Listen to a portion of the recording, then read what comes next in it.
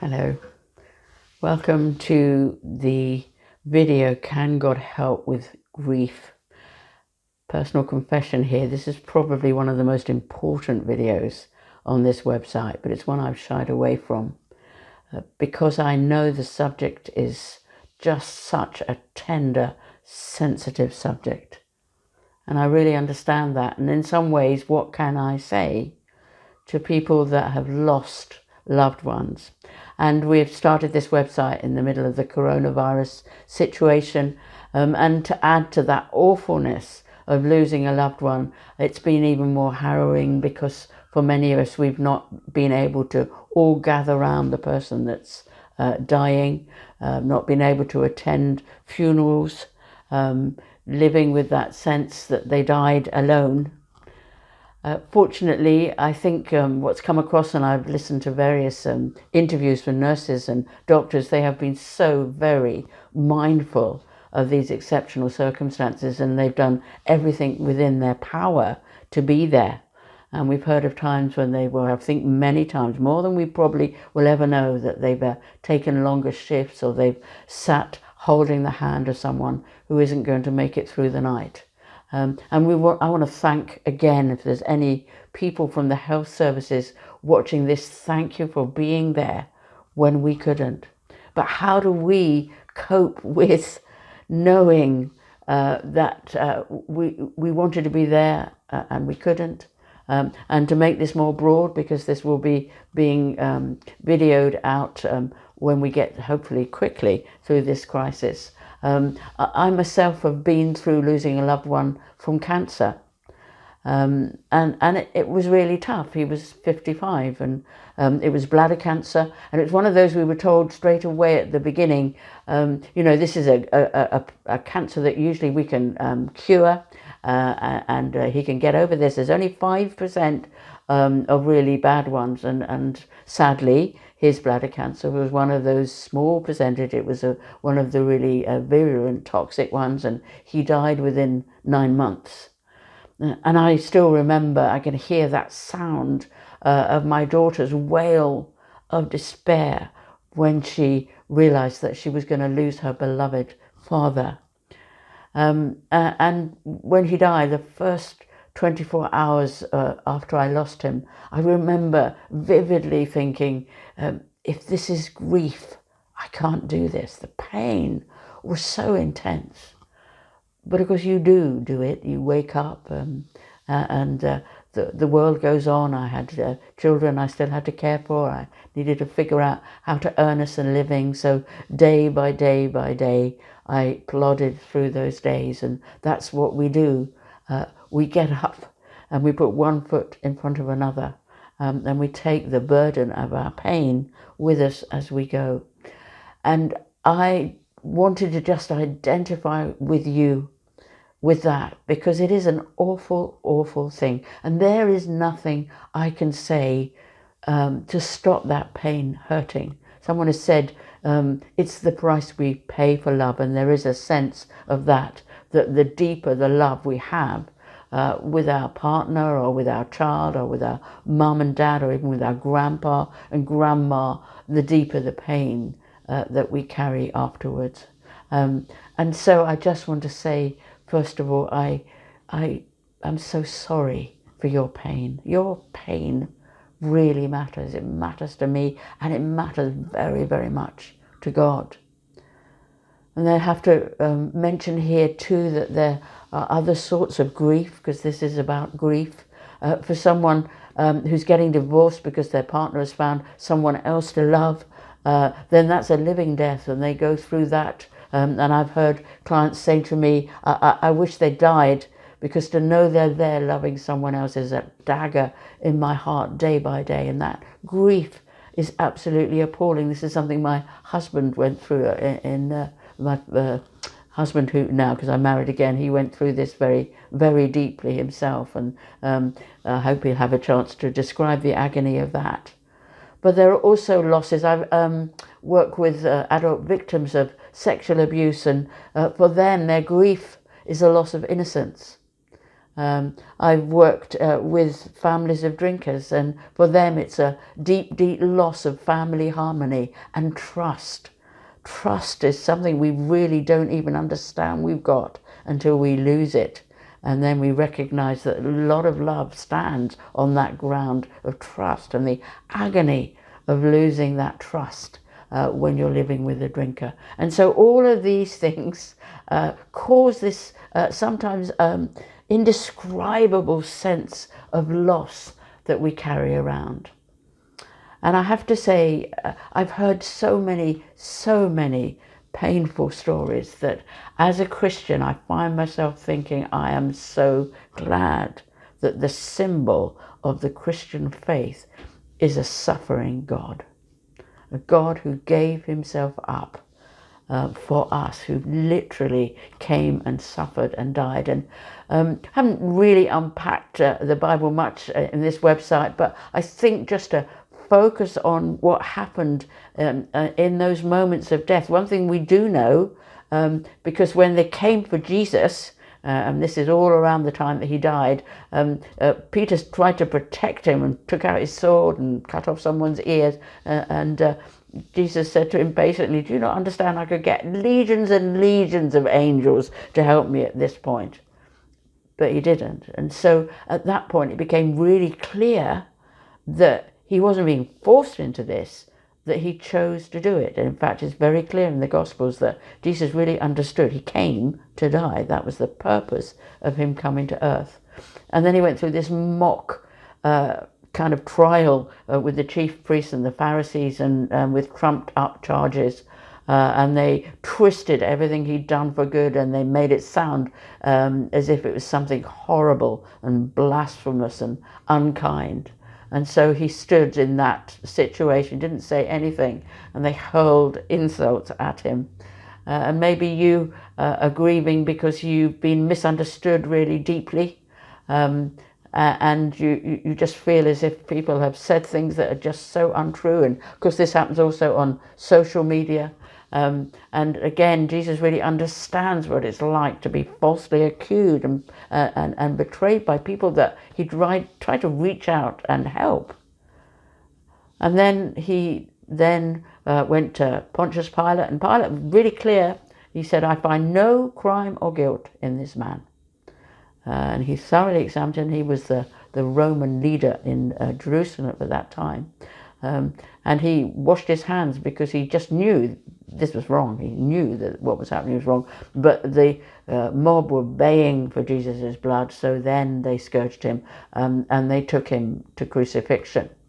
And Jesus has spent all of his 3 years just helping people. Thousands and thousands of people, they say, came and heard him. He healed them, he helped them. He had a loose band of 70 disciples, and then he mentored 12 of those 12 disciples really intensely. But when he was hanging on the cross, only one was there. So he would have known at that point what it was to be abandoned, and kind of just left alone to suffer. And you may feel that yourself, that you've been left alone for suffer. And then on the cross, he took the crimes, the disease, the vileness, the hatred of the whole world upon himself. And that at that point, contact with his Father in heaven was broken. And that awful wail, which you may have really felt in some sense recently, oh God, why have you forsaken me? Or maybe you turned it round. If there is a God, you are cruel and unkind. And I've heard so many of these cries in my counselling room, and they're really, really understandable. But in that crucifixion, the statement to God, painfully, and they said it was a terrible, terrible, terrible death, crucifixion, but that statement was, you matter. People in the world matter so much that my own self, my son, that aspect, that essence of himself, came and allowed himself to be tortured and killed and died. And he did it because your pain matters. It matters to him profoundly, and it matters to him completely. And when I lost my husband to cancer, I'd learned by then there's this phrase, everlasting arms. And I used to cry. I used to just see myself being held in those arms. And I used to cry in those arms. And Jesus talked about the Holy Spirit, which is the bit of Jesus we get on earth. And there were many labels you could put on the Holy Spirit. But the chief one, the one that the Holy Spirit chose to call himself above all, is Comforter. And so I used to come and cry in the arms of my Comforter. And to start off with, when you do this, you don't feel as much as happening. The grief is so intense and so overwhelming. But gradually, this sense of being held began to permeate and penetrate. And then there was a sense in which God was saying, I can't make the pain better, but I can come and be with you in it. And I want to finish this with a song. I was a singer-songwriter for years and years and years, and I used to write songs for people.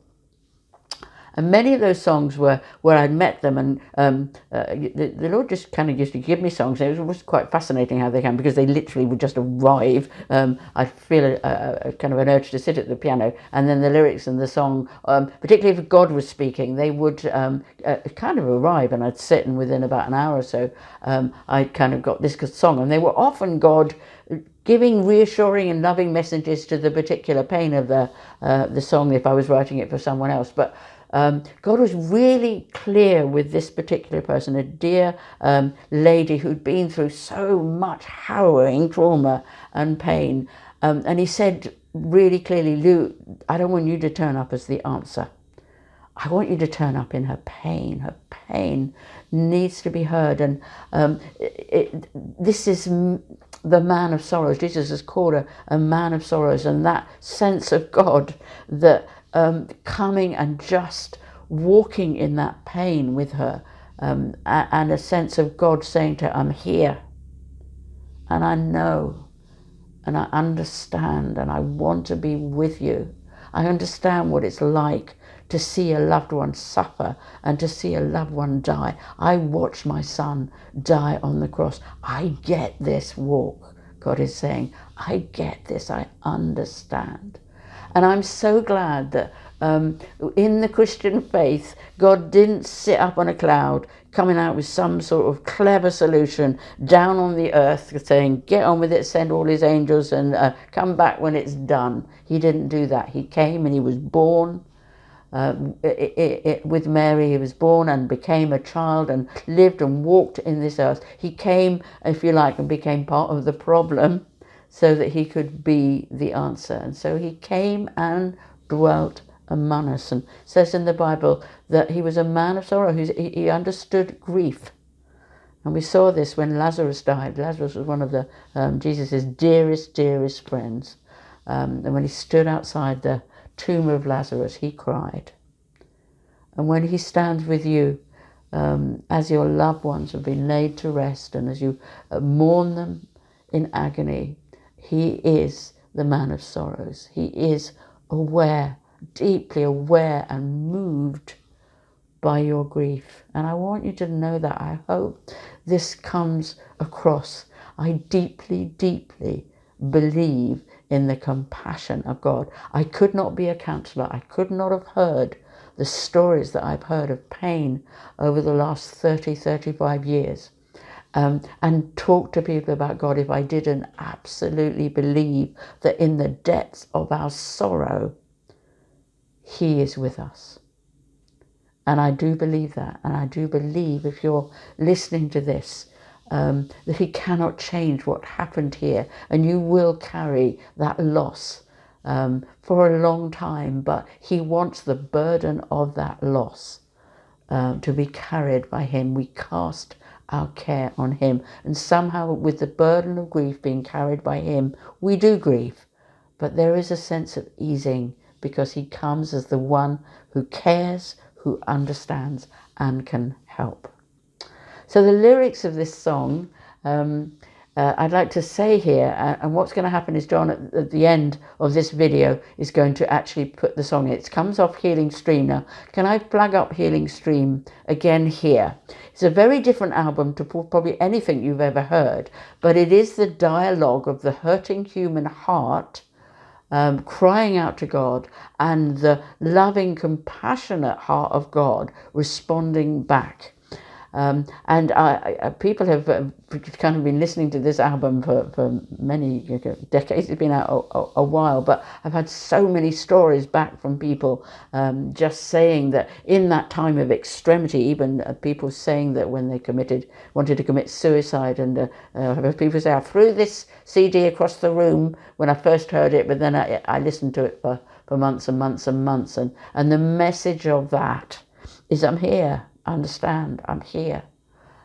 So if you're really going through a difficult time, you might find just to download Healing Stream and just to listen to it over and over again, because there's my broken guts in that CD, I have to say.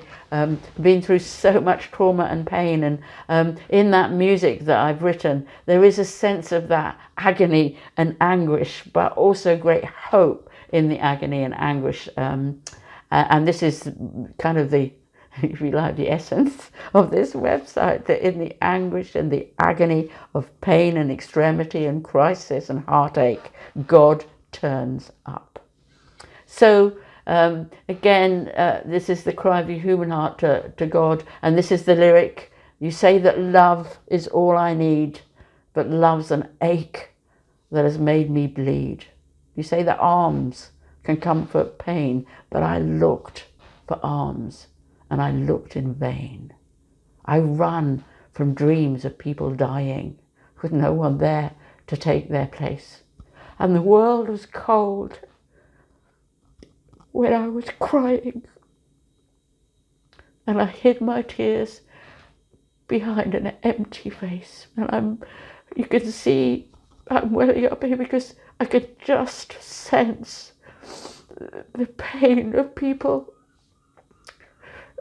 as they listen to this video. I just know that when you're listening, your heart will be breaking, and I just want you to know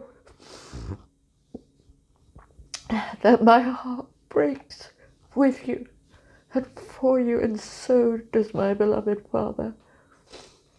And so the song goes on, Comforter, you are the comforter, and I have pain inside my heart.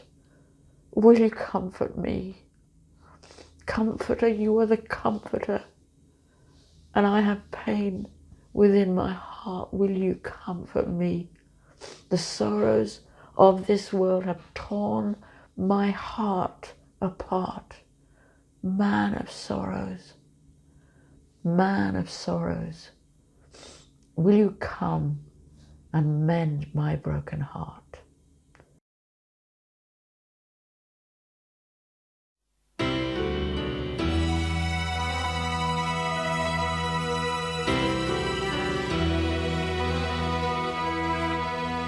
You say that love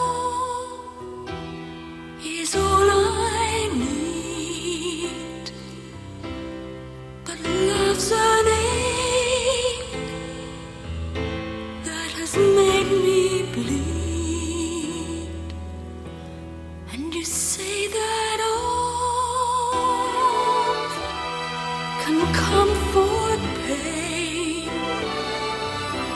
but I looked for arms and I looked in vain.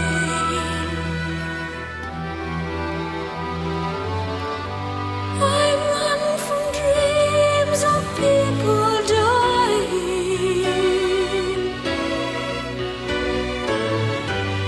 with no one there to take their place. And the world was cold when I was crying.